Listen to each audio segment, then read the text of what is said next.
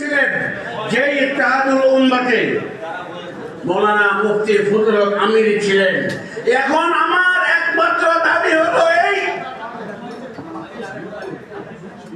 এই আল্লামা সাঈদীর এই ফাউন্ডেশনে এসে চলেন আমরা পত্র শপথ গ্রহণ করি। আজ রমজানকে সামনে নিয়ে কি শপথ? ঐক্য কায়েমের ব্যাপারে যদি কেউ বাধা সৃষ্টি করে তাহলে আমরা আমাদের রক্ত দিয়ে হলেও তাদেরকে প্রতিহত করে এই জমিনে কায়েমের মাধ্যমে জামাত ইসলামকে এগিয়ে নিতে হবে, কায়েম করতে হবে ইসলামী হুকুমত। আল্লাহ কবুল করুক, সুরে বলেন আমিন।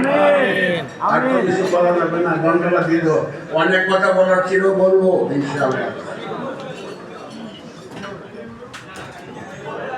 আলহামদুলিল্লাহ, সম্মানিত উপস্থিতি, এখানে যাদেরকে জায়গা না হয় আমাদের নিচে তাদের জন্য পর্যাপ্ত ব্যবস্থা আছে, উপরে